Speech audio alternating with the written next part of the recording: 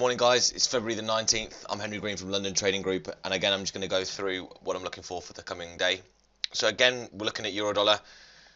So I bought this down at 10.70, so that was my D that was hit back to the 38 up at 11.15. We have continued up, and I do think that this break's real. I don't know why, I sense that this is the break, but obviously at the moment I can't be playing the long side because we still look like we're going to continue on lower. So where can we potentially get to on the low side? Well, I've got a level down at 10.24 in the euro dollar. So how would it get there? Well, if we have a first push, potentially we get to, I think maybe that's probably quite a good idea. You pull back to the 38 and then we sell on down towards 110 again, and I think that could probably be quite a good play for today. I think if you do get that bounce back up at this resistance now, I think that's certainly a good sell zone. So where we are now, 11.20 area, is certainly a good sell zone in this because it was acting as support for such a long time, so you can it's almost like a retest of that. And also this moving average has been holding really well, so this is the 50, so that one's been holding really well. So again, a really good position there. So I might take, as soon as I finish this video, I might take a small one in euro dollar because I think this continues down, and I think the risk is there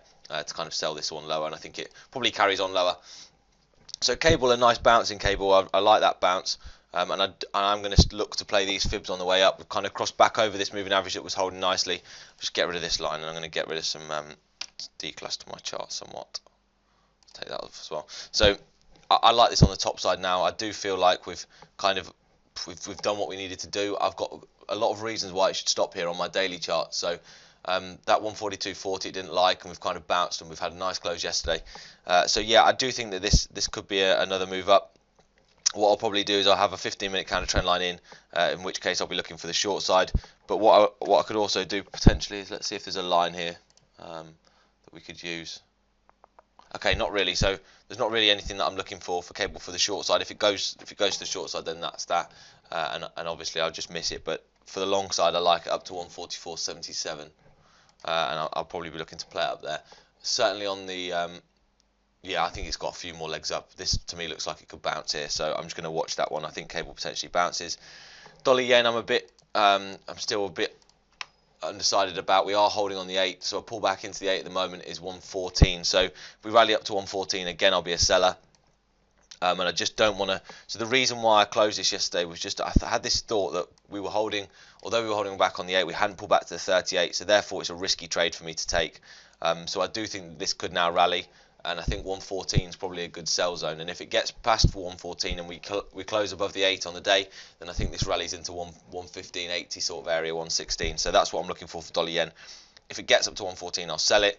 And I think if I get higher low here, I'll probably buy it as well to take it up to 114. I'm that sure of it. Dollar CAD, this is a really lovely move. This is my favourite kind of shape. When I'm so sure about the longer term direction about something, let me check the day. So the day's been okay. So we just have bounced at the 100, but I do expect this to kind of roll over again. We might have a little rally up to 138. But this is the shape that I really like, and if you do get now a lower high, then I think this then pushes down and takes on this trend line. So let's have a look on the sort of hour. So again, what we could probably do, we could just replicate this past market angle that again has worked so well in the past. So all I do is just drag that on and look where it has on the price at the moment. Oops, let's get that bang on. So yeah, I'll be looking to take that down towards here. So again, what I'll probably be doing this morning is finding a moving average that fits here. Again, the 200 did hold there, but it's kind of not held so well in these bits, and I'm sure we could find a perfect level that probably leads us up somewhere up towards 138 as well. So I think 138 is probably quite a good sell zone. I'll be looking to sell some up there, I think, if I get rejection, but otherwise a lower high, and I'll be looking to sell that through there. So I think that's a nice one as well. So I think we could see a bit of a push in the pound and a bit of a push in the Canadian dollar, and I think you're pretty safe to be playing against against the euro. I think the euro looks pretty straightforward as well today. So that's pretty cool as well. What are we looking for in this one? Aussie's just bang in the middle of its range, guys. I wouldn't touch it with a barge pole today.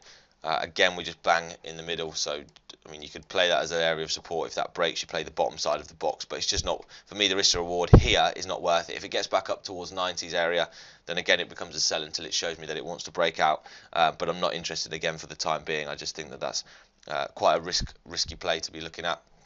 The Kiwi dollar, what's that one done again? Sideways. I'm not interested in this one either. We're kind of just sideways in this one, and whilst it's sideways, you're going to get chopped up big time if you're trying to play this in either direction. So I think certainly there looks like to be some opportunities in the euro dollar cable, dollar yen, and dollar CAD. and I'll be looking to play those crossed against each other, potentially euro yen continuation, lower, euro sterling potentially lower as well. So I'm just going to go through those charts as well, guys.